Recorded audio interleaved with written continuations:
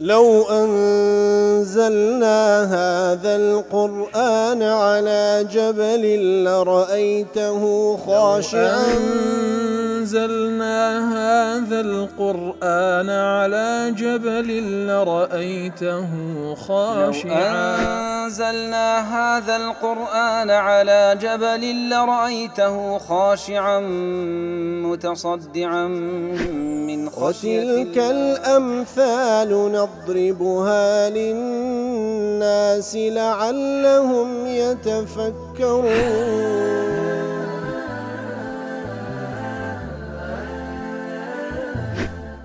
الحمد لله والصلاة والسلام على رسول الله وعلى آله وصحبه ومن والاه. السلام عليكم ورحمة الله. برزان خوش حالم لواني 1051 لواني كاين تفسير قرآني بيروز بيم وخزمتان ومن بس رضا من دي رب العالمين وهي دانم اوي ازي السودي لور بقرن. أعوذ بالله من الشيطان الرجيم. وإذا أنزلت سورة أن آمنوا بالله وجاهدوا مع رسوله استأذنك أولو الطول منهم وقالوا ذرنا نكن مع القاعدين. بل خوش ويستان هل درجة وآتان كخواي قول باز لمنافق كان دكا البلو هر صورتك يكلنا وكان فاضحية وتفضح منافقين دكاتا كشفيان دكا عيب عاريان باز دكا دفر منافق كان كاتك صورتك دابزي لصورتك خواي قول فرمي إيمان بالله تعالى بأنه جهاد بكان لقل بيغمبرك صلى الله عليه وسلم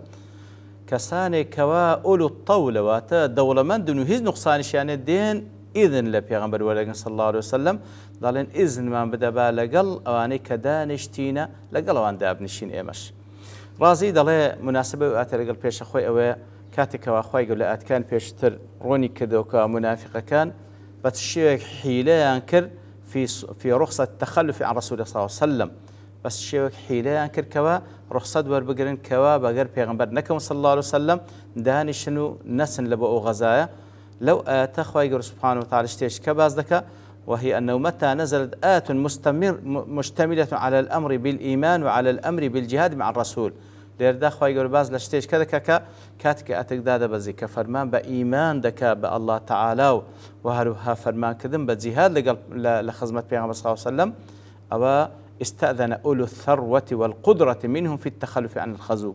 كواتا أواني كوا مالو دارايان هي تواناشيان هي جهاد بكن ديتن إذن وردقري كوا نسي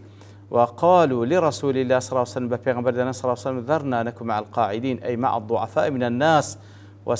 والساكنين في البلد ليه ما نقرب على قلب بكوتكان بين وأواني كوا دمينين وإذا أنزل السورة أن آمنوا بالله وجاهدوا مع رسوله أجر سورة كذاب زيك خواي جورا فرمان بك كإيمان بالله تعالى بينه جهاد كان لخدمة بيغمبر صلى الله عليه وسلم وكشير بين دله ليردا إيمان لبيشي جهاد مهاتيا أن آمن بالله وجاهد مع رسوله لأن الجهاد بغير الإيمان لا يفيد شيئا كسيك جهاد بك بإيمان وإخلاص ونبي هيك استفادينيا لو حالتا أو آتدابزي استأذنك أولو الطول منهم أي ذوي الغنى والسعة أو أنيك دولة من دنو توانان هي وأصل الطول يدل على فضل وامتداد في الشيء طول زياتر باز لشتيك دكا كوا امتداد ودرجائه والحاصل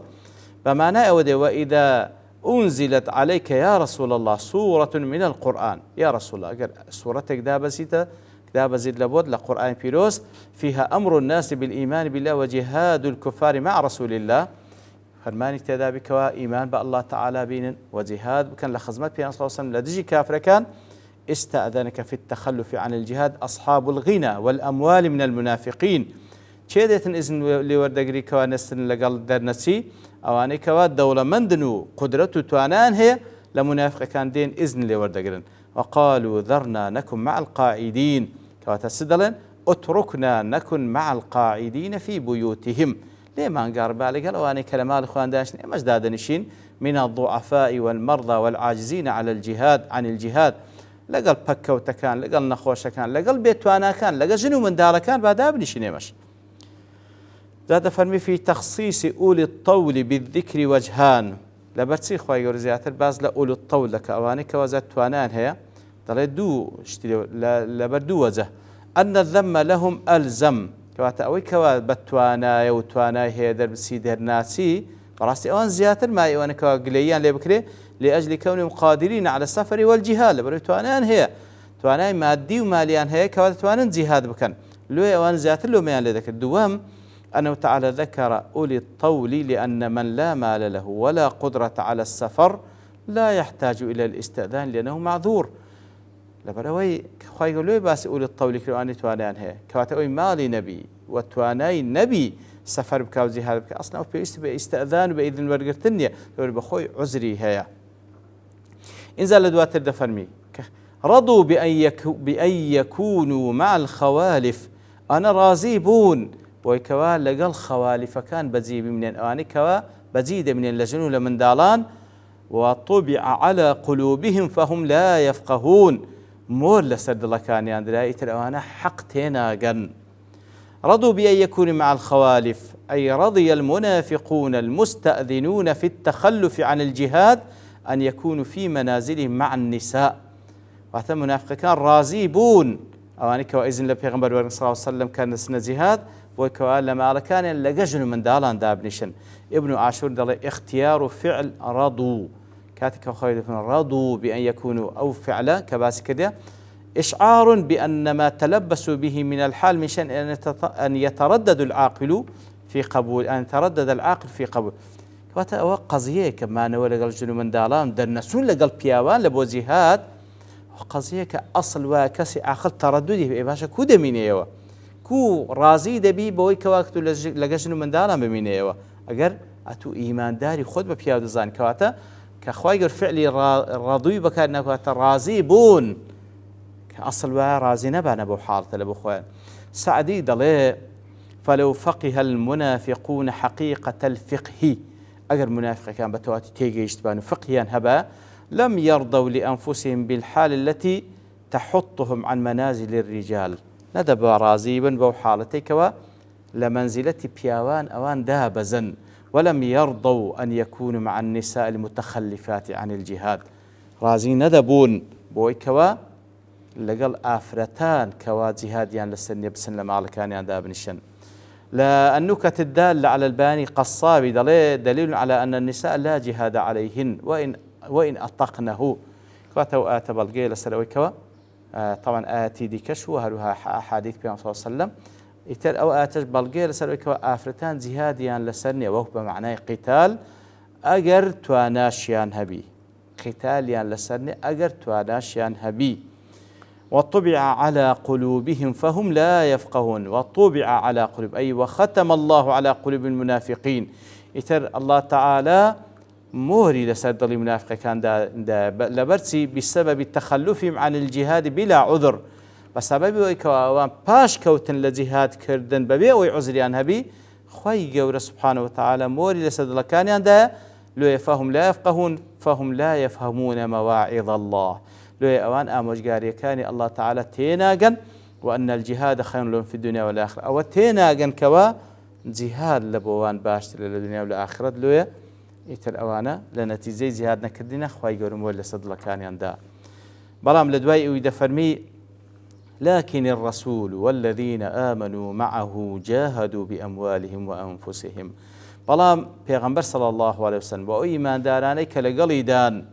بخلاف منافق كان أوان جهاديان كرب ماليان وبنفسيان وأولئك لهم الخيرات همو خيرات لبو أوانا وأولئك هم المفلحون هر أواني سرفرازا كواتا لكن الرسول والذين آمنوا معه جاهدوا بأموالهم وأنفسهم أي لكن الرسول صلى الله عليه وسلم وأصحابه الذين آمنوا معه پیغمبر صلى الله عليه وسلم وياراني كإيمانه هنا لقل أو خوان لرازبي قد جاهدوا الكفار أوان جهاديان كل كافر كان ببذل أموالهم وقاتلوهم بأنفسهم بمال بخشينيان وبروح نفسي خوشان كقتاليان كان فهم ليسوا كالمنافقين المتخلفين أهنوك منافق كان نين كوا دوا كوتين ونهاتنا فلو تخلف هؤلاء المنافقون عن الجهاد فلا ضير لأنه قد نهض إليه من هو خير منهم كواتا دوا كوتيني منافق كان لجهاد كردن هيج قرنج نية هيج مشكلة نية لبرو كسانك أنزامي ددن كأوان خيريان بيويل بيغمبر صلى الله عليه وسلم لأصحابي پیغمبر صلى الله عليه وسلم. ابن عاشور دڵێ کاتێک دەفەرمی والذين آمنوا معه والذين آمنوا معه لوصف ياران دفن أن إيمانيان هنا لقلب پیغمبر صلى الله عليه وسلم دليل تدل على أنهم أتباع له في كل حال وفي كل أمر. سبحان الله كواتا أخوي قد دفن والذين آمنوا معه تاوكوب تيمام جين كوان تابعا لبو پیغمبر صلى الله عليه وسلم لهم حالتك لهم كاروبارك فإيمانهم معه إيمان هنا نشان لقل أوا لأنهم آمنوا به عند دعوته إياهم إيمانيان بهنا كاتك بانقوازي كردن وجهادهم بأموالهم وأنفسهم معه وجهاد كان بمال وبنفسهم لقلب پیغمبر صلى الله عليه وسلم. وفيه إشارة أن الخيرات المبثوثة لهم في الدنيا والآخرة تابعة لخيراته ومقاماته كات أو خير زوري كوابا خوي يقول وعدي دابا إيمان داران بخشي هل تابع على بو أو خير زوري كوا لائق بيغمبر صلى الله عليه وسلم ومقام بيغمبر صلى الله عليه وسلم. وفيه تعريض بأن الذين لم يجاهدوا دون عذر ليسوا بمؤمنين وهذا إشارتيشا أواني كوا جهاديان نكرد ببيع عذر كردن أوانا إيمان دارني ناقنا الذين آمنوا معه جهاديان لقالي كرد. وأولئك لهم الخيرات أي والرسول الذين آمنوا معه وجاهدوا بأموالهم وأنفسهم لهم النعم الكثيرة الحسنة في الدنيا والآخرة. پیغمبر صلى الله عليه وسلم لقال أو إيمان داران لقالنا خوي جور سبحانه وتعالى كجهاد بمال وبنفسيان ناز ونعمتي زوري دنيا وقيامتيان بيد بخشية. وكو بقاعدة الخيرات تعريض بذوي الأموال من المنافقين كذا فرمي أوانا خيراتيان لبوها وإشارة بو مالك وابو منافقان بخش لها لأن الخير يطلق على المال والتحلية بألف لام تدل على استغراء لجميع منافع الدان كواتا خيري زور زان لزور زي قال القرآن بيروس مالي دنيا بخير هاتيا وإنه الحب الخيري وآت الحب المالي كواتا براستي بلام خيري حقيقي كبا ألف لام تير باس كرايا أجر تسي مال بمنافقين بخشلا بلام أو مالا لبو عذاب داني وانا خيري حقيقي دنيا وقيامة ببيغمبر صلى الله عليه وسلم بإيمان دارهم بخشلا. وأولئك هم المفلحون أي وأولئك هم الذين ظفروا بما طلبوا من النار هر أوانا سرفرازنو أوي كوا داوايد كان لنعيم خواي قربيان دبخشي انزل دوايج دفرمي أعد الله لهم جنات تجري من تحتها الأنهار خالدين فيها ذلك الفوز العظيم. خواي قرسيلو آمادك أعد الله لهم جنات تجري من تحت الأنهار أي هيأ الله لرسوله وللمؤمنين معه بساتين تجري من تحت أشجارها ومبانيها الأنهار. فاتخواي قول لبواني آمادة كردية لبو پیغمبر صلى الله عليه وسلم لقل إيمان داران وآوانيك وإيمانيان وجهاديان كردية خواي قول تسندين بهشتي آمادة كردية كالجير داركانيان وقصركانيان روبار دروة. وكو ابن عاشور دل الإعداد التهيئة وفيه إشعار بالعناية كذا فيلم أعدة واتلوي آمادة كردين واتا خواي قول قرنجيان بيدا لو يعني آمادة كردية بهشتانك خالدين فيها أي لابثين فيها لا يموتون ولا يخرجون منها أبدا. ديمينين وتدا ندمرن ندر دهندرين لو بهشتا حتى ديمينين ذلك الفوز العظيم أي دخول الجنات التي عهد الله للرسول والمؤمنين معه هو النجاة العظيمة والظفر الكبير. رسل كفتني هر جورة سوننا أو بهشتانيك وأخوي جورة لبو پیغمبر صلى الله عليه وسلم لبو إيمان داراني دانايك وبراستي سركوتني هر جورة. لا النكت الدالة على البيان للقصاب دل أو آتا شاهد لكل من حضر مع رسول الله صلى الله عليه وسلم غزوة تبوك من أصحابه بالجنة أو آتاش يقلو بلغانية كوا أو أصحاباني كوا لخزمات بيغمبر صلى الله عليه وسلم بتايبتي لغزوة تبوك أو آتا شاهد أو أنا همي أصحاب الجنة أو أنا همي ياراني بهشتن فكل من شهد غزوة تبوك من أصحاب رسول الله صلى الله عليه وسلم فهو معه في الجنة. هر كسيق لأصحاب خوان لرازيبي لغزوة تبوك لخزمت پیغمبر صلى الله عليه وسلم آماده بون أو لقل پیغمبر صلى الله عليه وسلم لبهشتي بانوبرين. إتر أول رقايا كيا كوا شوين بي پیغمبر بكوي صلى الله عليه وسلم هروك إيمان بينا شوين بي پیغمبر بكوي صلى الله عليه وسلم لهمو فرمانكاني خو بارسن لهمو قدغ كراو كان تاوكو لقيامتي شو لبهجدا لخزمة پیغمبر بي صلى الله عليه وسلم. وصلى الله وسلم على نبينا محمد وعلى آله وصحبه أجمعين وآخر دعوانا أن الحمد لله رب العالمين. لو أنزلنا هذا القرآن على جبل لرأيته خاشعا أنزلنا هذا القرآن على جبل لرأيته خاشعا أنزلنا هذا القرآن على جبل لرأيته خاشعا متصدعا من خشية وتلك الله. الأمثال نضربها للناس لعلهم يتفكرون